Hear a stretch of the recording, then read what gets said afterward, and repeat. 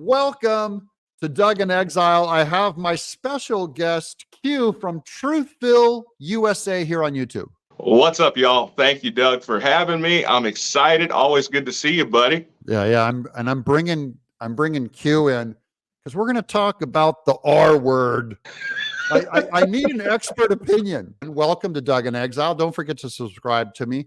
And of course, there'll be a link to Truthville USA down in the description of another episode we recorded on his channel, so you can go watch that too. But I wanted to talk about what I'm seeing all this week is how the white liberal narrative that blacks are going to all come out against Trump, that it's falling apart this week. I saw a great Leo Tyrell, but I want to specifically talk about like some of the what are some of the white liberals that drive you crazy, say on The View or The Five, that you see come out all the time as if all liberals, blacks, are going to act the same way. It frustrates the heck out of me, Doug. It frustrates me because it is the ultimate form of racism, right? I can't look at you and drive through your neighborhood, look at the people, and upon first look, judge how they're going to vote, right? Right.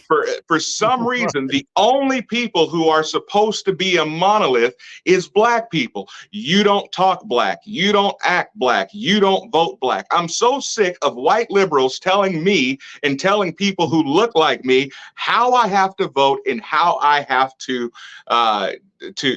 conduct myself. So much so that the racist president-in-chief or commander-in-chief, whatever, he's not commanding anything, but he goes so far as to say, if you don't vote for me, you ain't black. And you ain't black. But I will say this. They are right, Doug. They are right. Jessica Tarlov is correct in one thing.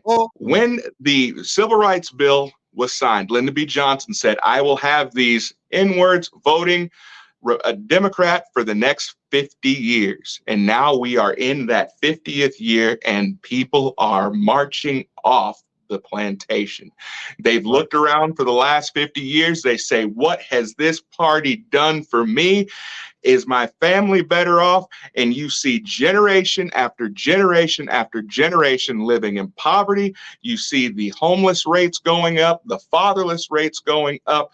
And unfortunately, life has not gotten better for a large portion of black people. And the ones that it has gotten better for, they're voting Republican for the most part. Even if you concede the ground that it is a unfair, racist, institutionalized racist system versus 4 years under Biden, what kind of oppression are you getting under him with higher crime in your neighborhoods, lower jobs, higher cost of food, higher cost of gas? Is there a worse form of oppression than to make someone pay double for their food under a supposedly correct thinking president? And you ain't black. The most racist thing that these leftists can do is present themselves as being so high and mighty that they are the saviors, right?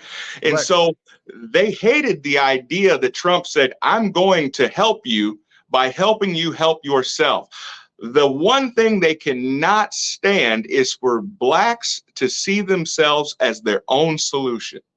By giving people jobs, by giving people well-paying jobs, by helping out people who have been overcharged to get out of jail and to have the First Step Act to help them get back to work, by putting dads back into the home, by funding HBCUs, giving people an opportunity to make something of themselves, that completely cuts out the middleman. And so now these leftists that are sitting in the middle, who are trying to broker racism and trying to broker this whole relationship between the Democrat Party and blacks, they're losing control. And that's why they are losing their minds. What is Jessica Tarlov counting on, right? She thinks she's going to be able to corral black votes behind Biden. Oh man, I'm the wayward child. I'm the lost cause. I am literally the black sheep. I am the guy that they look at and they say he's self-loathing. He doesn't even like himself, and therefore he votes against his own self-interest. And really and truly, I'm okay with that. I'm all right with them feeling that way.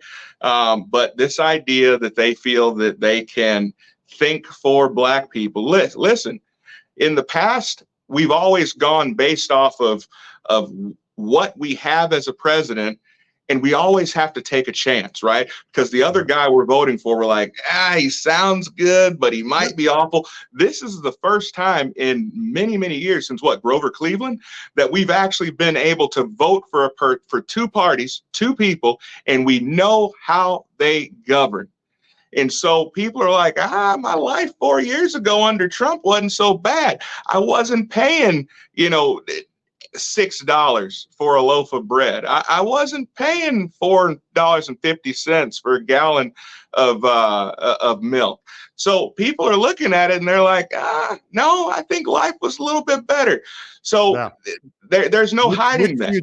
All of the energy right now behind Trump, the biggest change that's this week that's starting to open people's eyes is minorities. So Blacks, Hispanics, and youth are exploding into Trump. By the way, that's where the future growth between here and November. I think the biggest upside, not so much in the undecideds, but in the minority vote, there is a real movement pushing. If we're hitting 30% of Black voters going for Trump right now, how high you think that percentage could get by November? I think it could go as high as 40%. This has been Doug in Exile, and I'd like to thank my guest.